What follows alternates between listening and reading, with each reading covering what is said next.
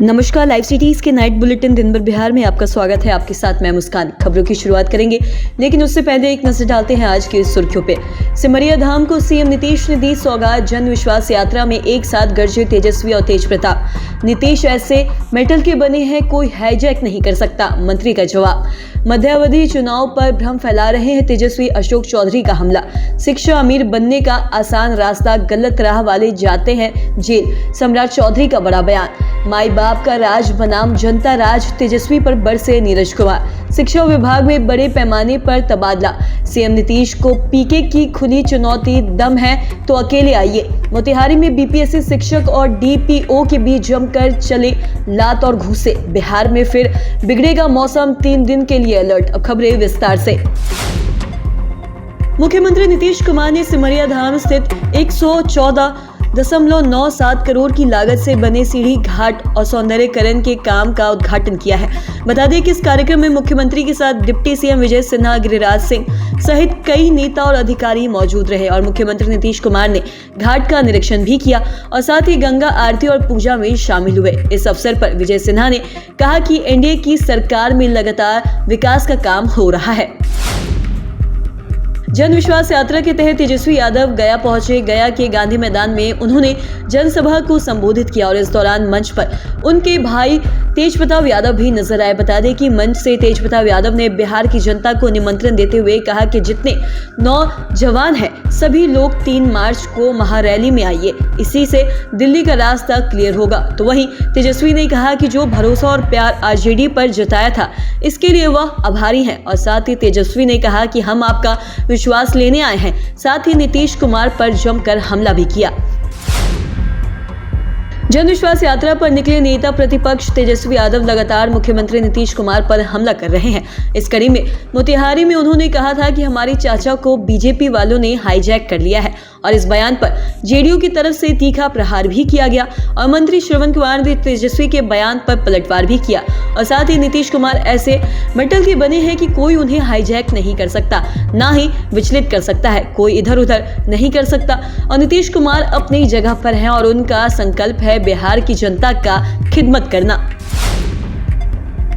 JDU नेता अशोक चौधरी ने तेजस्वी यादव पर मध्यावधि चुनाव का भ्रम फैलाने का आरोप लगाया है। बता दें कि अशोक चौधरी ने कहा कि उनकी पार्टी ने तो 1 नेशन और 1 इलेक्शन पर अपनी राय दी है और नीतीश को बिना विजन का नेता बताने पर अशोक चौधरी ने कहा कि जिस नीतीश कुमार की कई योजनाओं को देश और दुनिया की दाद मिली, उन्हें बिना विजन का नेता बताना बहुत ही बड़ा मजाक है। और साथ ही उन्होंने कहा कि आरजेडी अफवाह फैलाने वाली ही पार्टी है और समय समय पर ऐसी बेतुकी बातें करते रहते हैं। अशोक चौधरी ने कहा कि मध्यावधि चुनाव वाली बात कहकर तेजस्वी ऐसे ही अफवाह फैला रहे हैं और जनता तेजस्वी के किसी भी झांसे में आने वाली नहीं है।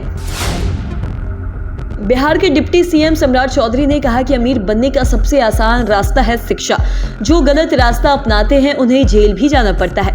इस दौरान विपक्ष पर भी निशाना साधा और उन्होंने कहा कि 2, 3 और 4 जनरेशन से देश को लूटने का काम किया जा रहा है, सबका हिसाब किया जाएगा। और साथ ही उन्होंने कहा कि श्री बाबू के बाद किसी मुख्यमंत्री ने काम नहीं किया और साथ ही सीएम नीतीश कुमार ही हैं जिन्होंने इसकी शुरुआत की और बिहार को और बड़ा करना है और इसके लिए काम हो रहा है। तेजस्वी की यात्रा पर जेडीयू ने करारा प्रहार किया है। जेडीयू प्रवक्ता नीरज कुमार ने कहा कि विपक्ष के नेता तेजस्वी यादव राजनीतिक रूप से फरार है। वो अपनी लाठी अपना परिवार सहित आर्थिक उगाही यात्रा पर निकले हैं। कहा है कि तेजस्वी यादव जी की यात्रा आर्थिक उगाही यात्रा, माई बाप का राज नहीं, जनता राज, किसके राज में कितने शिक्षकों की हुई बहाली, झांसे में नहीं आना है और राजकुमार को बताना है कि माई बाप के राज मात्र 33,499 शिक्षक की बहाली और जनता राज से अब तक कुल 5,61,000 शिक्षकों की बहाली हुई।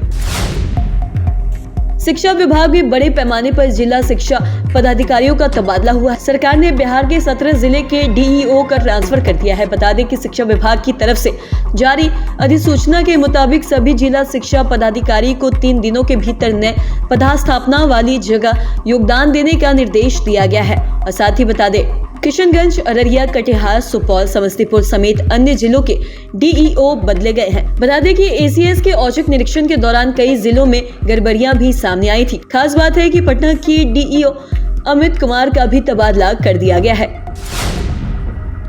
प्रशांत किशोर ने नीतीश कुमार पर तंज कसा है। नीतीश कुमार को खुली चुनौती देते हुए कहा कि उनमें दम नहीं है कि किसी एक गांव पंचायत में बिना सुरक्षा, बिना दल बदल के पैदल चलकर दिखा सके। और उन्होंने कहा कि हम 18 महीनों से गांव में पैदल चल रहे हैं, वो भी बिना किसी सुरक्षा के। गांव में ही लोगों के बीच रहते हैं, हर जाति, हर समाज के लोगों के पास गए और सब लोगों ने हाथ उठाकर आशीर्वाद भी दिया है।